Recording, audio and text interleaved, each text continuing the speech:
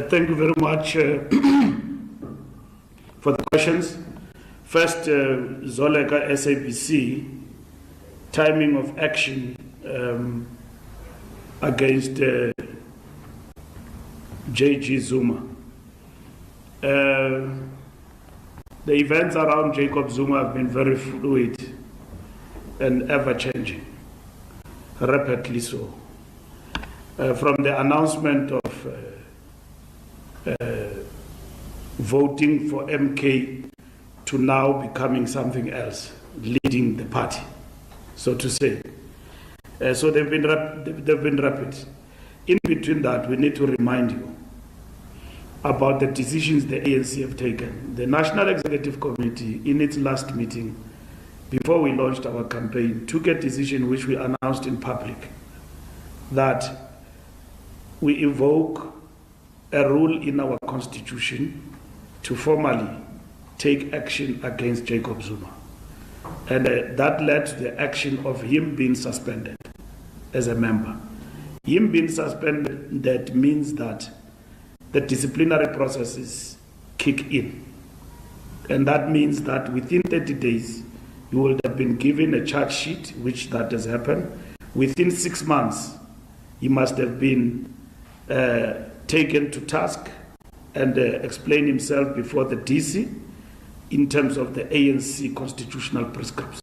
And that is underway. Nothing has changed. And from that point, it meant that Jacob Zuma is no longer a member of the ANC. He's under suspension, as it is. So the DC acts on its own in terms of implementing and undertaking the task of dealing with people who are alleged to have brought the party to disrepute one way or the other. And that's what they have undertaken, independent from all of us, which the NDC is the structure of the ANC and independent in terms of executing its mandate. So they've done that. Absolutely correct, within their right and their mandate. And that is what has led to the disciplinary case that is supposed to sit on Tuesday. So that's the first question I wish to clarify, that timing and action has actually been informed by Jacob Zuma himself in terms of how he behaves and how he moves in terms of his conduct as an individual member of the ANC, so to say. State security allegations. This matter has been clarified by State Security Minister, has been clarified by SABC. There are two statements in relation to this matter. One from the SABC, and that State Security have said that SABC is their client. They don't go around chasing people and vetting everybody at random. So SABC, as the client of State Security, if it decides, the board and the management, that everybody at SABC, at whatever level, must be vetted, that's the decision of the SABC. Now, the ANC does not get involved in the tasks undertaken by various institutions in undertaking the mission of exercising their management prerogatives. Their management prerogatives. The ANC cannot be seen to be interfering with that. And the SABC must clarify itself in relation to the statement they've issued, which I thought the matter belonged to the doorstep of the SABC. And the State Security Minister have clarified the issue. So from our part, that matter is closed. Unless if there is an infringement of the rights of individuals in relation to press freedom and all of that, of which the ANC has been very clear that we don't interfere with press freedom and the rights of journalists and journalists being harassed and all of that. We don't subscribe to that. But what happened within institutions in terms of management prerogatives, we can't negotiate that. We are far from that. Otherwise, we'll be accused of macro management. as a party. So it's not a technical issue, it's a political issue that we can't micromanage institutions. We come from a bitter past of state capture, which meant that institutions have been micromanaged. In this particular instance, at the SABC, there is an independent board led there, I don't know the chairperson, led by the chairperson, and then that board have taken responsibility and issued statements. So I think SABC must ask the question to the SABC itself in relation to this particular matter. I've clarified the issue of we don't entertain in the ANC gossip and leakages. That a meeting was intercepted and President made remarks, and those remarks are now interpreted to meaning that it's interference with press freedom. It's taking matters too far. What people discuss behind corridors of their own political parties is their own independence, and it must be respected as such. You can therefore not second guess what the president said and want to interpret it to meaning something that it did not mean. Let me explain to you. When we discuss, we look at the landscape and the political coverage in the country. Every political party, even small, they are concerned about how they get covered. So that's why political parties engage with media houses about how they get covered. And the ANC, as the largest political party in this country, I'm sure in your newsrooms you've got a difficulty how to cover us. We are not a one-man party. It's difficult to cover the ANC, and I'm sure you get complaints that you are favoring the ANC. But it's the nature of the political landscape in the country. The ANC is the largest political party. You can't help it. It's not. Today, as I'm speaking here, leaders of the ANC, including leaders, and other people are now crying foul. Why are former leaders helping the ANC? I mean, if Tony Leon tomorrow decides to campaign like he does for the DA, will I say, well, why? If he decides to defend the DA, will I say why? He's a leader of the DA.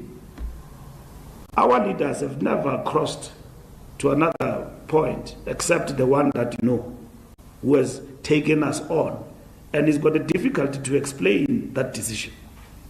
He's contradicting himself every day about the decision he has taken to challenge the ANC as a former leader of the ANC. He's alone in that pedestal with members of the ANC, some of them who have left because they believe in him as a person. But ANC leaders at any given point in time will stand up on their own up until Nelson Mandela. Remember when Nelson Mandela went to Eastern Cape, and then you journalists said he was frail, and then he said there, Mandela, when he spoke, and then he said, Inkosi yethu ngumsholozi, nguye osikhokhelayo ngoku, sonke we are behind Jacob Zuma. He came to Siyanqoba rally to endorse the ANC. And then you said the ANC went to fetch Mandela when he was frail at home and all of that and so on. And so that was not the issue. So the question is that ANC leaders have always supported the ANC at any given point in time, and they cannot be judged by anyone about standing for the party and supporting the movement. The trademark case is on course in terms of being taken on appeal, and it will be placed on the court roll soon, as we have been granted permission by the Durban High Court to actually appeal if we want to, and we have decided to appeal, and I've announced that point to you. Kenny, with regard to security concerns, what informed that? I mean, security concerns come from the state side and even our own security, and it's not up to me to reveal that, but to act, because we've got all the information. So we have informed the NDC, you are independent, and therefore we ask this matter be put in abeyance, because we don't want something that happened in the past, like when the DA came here, and then there was violence. It was minimum, and this one can be big. So we have stopped that, because the ANC disciplinary processes are internal processes. So the NDC is independent, but is a structure of the ANC. And if you read the ANC constitution, you will see there what is the role of the Secretary General of the ANC. I've communicated that decision of the officials to the NDC that this matter must be put in abeyance. Of course, there are people who say, no, Zuma must be taken on and all of that. We understand that. So nobody says the DC must be put in abeyance, but the time of it must happen at a particular time. So the DC will continue, and it is absolutely within the framework of the ANC constitution. So nothing is in violation of the ANC constitution. Neither are we interfering with it. So that is the case, and the DC is fully supported by the National Executive Committee, as communicated by the Secretary General to the chairperson of the National Disciplinary Committee. So there is no conflict between us and the NDC. I'm doing the job that I'm expected to undertake by the constitution of the ANC, working and interacting between structures, units of the ANC to communicate ANC instructions. Some of these decisions are instructions. They are not negotiable. But some are negotiable. But my job is also to communicate instructions of the ANC. The NDC is very independent. There's no point about it. I've addressed the issue of the vetting of the SABC, Year of News, and I just to emphasize the point that it's the call of the SABC in relation to how it undertakes its work, and that is it. I wish to reiterate that we don't question managed prerogatives of institutions. So SABC is independent now. It's run there by the board, and it must be answerable and accountable to itself, but also to Parliament and to the people of South Africa. So they have explained their decision. I've read their statement in relation to this matter. So intensive campaign, our campaign is not an intensive care unit, it's intensive. As you can see, I mean, ANC is all over. I mean, that is the ANC capacity in terms of the election campaign. We know and we have explained that the vote to us will not be, it's not a given. You've got to go convince, talk to people why they must vote for the ANC. And this is what our volunteers and our leadership have done. To us, this moment is very interactive, because asking people to vote for you is equally to get the feedback, is to get a fresh mandate. And we know now, as we go in this campaign, that our manifesto is very consistent, but it's a very practical manifesto in terms of the things that we want to do as a government in the next 5 years. So we campaign everywhere, not only where we are faced with a threat. KwaZulu-Natal is not a threat, it's a densely populated province with biggest numbers of voters, where voters are found. So we've done this before. We will do this in Gauteng. They've been defined as the battleground in a way. And so, of course, with the MK party, others have defined it as a threat to the ANC. But we have said to our members, our posters have been teared in that part of the province and everything else. We must calm down and be peaceful and be tolerant to everybody. And thus far, campaign has been good in KZN and quite vibrant in a way. Lunga, do we worry about MK party? No, we don't. If we're going to worry about the party, then it means we will not campaign. Was the list changed? We gave an account here about the list of the ANC, that the chairperson of the list, Comrade Kgalema Motlanthe, gave you a report. The Secretary General used to run the ANC Let me educate you. In the past, Lunga, Mahashule, Guatemantash, they used to run ANC list and Kgalema Motlanthe. The conference of the ANC in Mangaung and in Nazareth, subsequent two conferences, changed that and said that we must establish an independent electoral commission. So the matter then left the hands of the SG. So I'm the very SG who did not have the advantage maybe of interfering with people, because others did. Of course, working with the collectives in something that was called the list committee.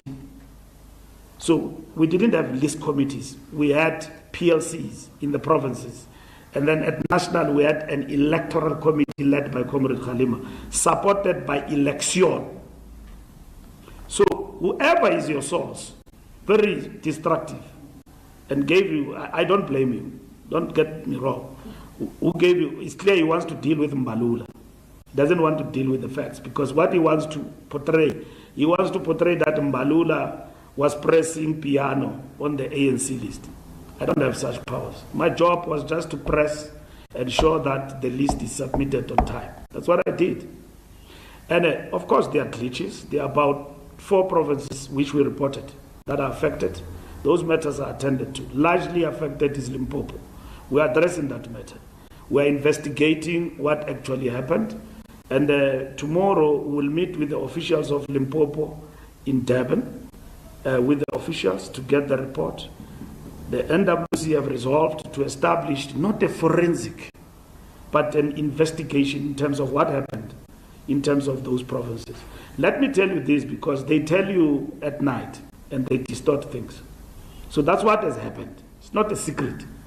That's the report that came with Kgalema Motlanthe and all of that. So that committee, which was led by Thembi, will then, not Thembi Nkarimin, the former Minister of Intelligence, the DG of Intelligence, Thembi Major, will then report to the NEC after the election what must happen to those who have affected. There are very few people who were affected. In Gauteng, it was 3. And then in Northwest, it was 3. In KZN, it was 3. All our list, national to national, were perfect.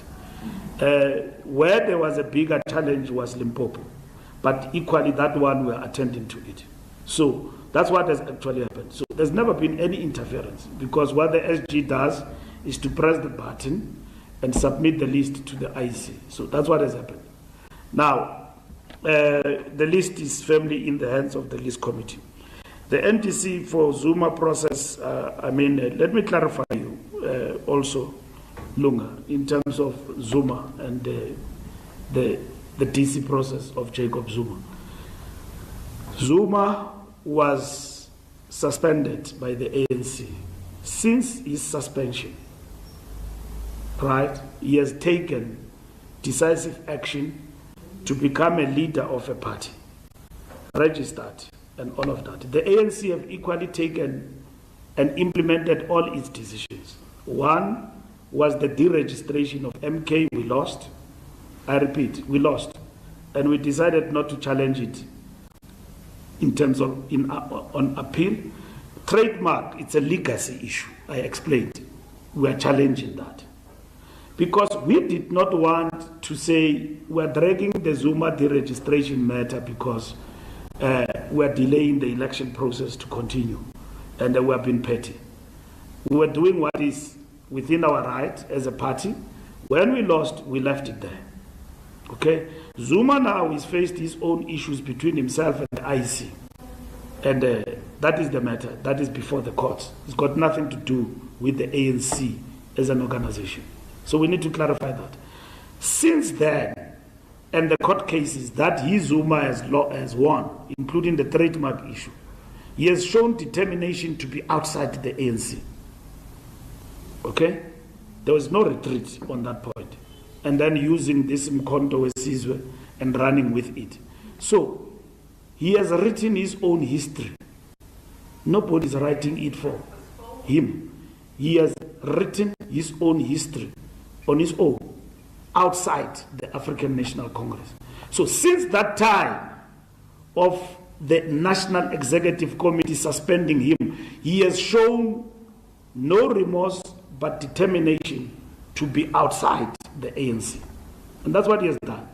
Now, what the ANC is doing is to implement what is within its constitution and its rules. And then Zuma has agreed to subject himself to that because he says he's a member. He has agreed. So that is good. He's subjecting himself to that, so we don't want him to suffer prejudice and pronouncing things that he will pronounce otherwise in the future. So he has subjected himself. The issue that has been addressed is the issue of mobilization that is going on here around Luthuli House, and that will lead to violence. Because at the end of the day, we will be accountable at that particular moment. But the processes of the NDC must and will proceed. All what we are saying in terms of the instruction was that they must be put in abeyance. We are 20 days tomorrow to elections on the 29th. So that's what is important, and we communicated to the NDC unambiguously. So 30th challenge,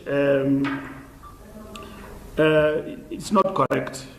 Each president served the ANC, there had challenges and failures and all of that, and then they also had achievements. But when we have witnessed the biggest setback in our struggle, no doubt, is in the past 20 years. And in the past 20 years, the ANC have admitted in the last election that we have veered off and we are on the process of renewal. So it's a matter of principle. That issue is on our manifesto. And that is why people have returned us. And our commitment to renewal itself is what has renewed people's confidence and hope in the African National Congress. So there is no differentiation in terms of leaders. But the fact of the matter is that in the past 20 years, that's when we have seen major setbacks. And the image of the party battered, you know, in a way that you could not, compare it to anyone on issues of corruption, state capture, and all of those things. So those things came up, and we are addressing those issues. The last point is Zuma signatory to the ANC. What I know is that I'm the Secretary General, so I'm the second signatory of the ANC. I was elected in the conference. So if Zuma was elected in 1991, I don't know, the constitution of the ANC says he's a signatory for life.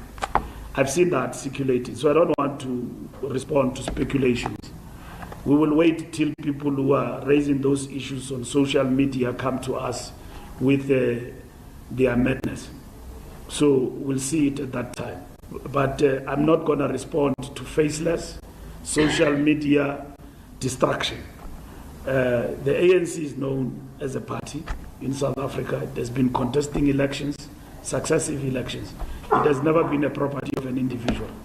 And then leaders of the ANC get to change from time to time. So that is it. Now, if people believe in their madness, that they've got a case that they want to advance, including deregistering the ANC, we'll deal with it when it comes to us at that moment. Thank you very much.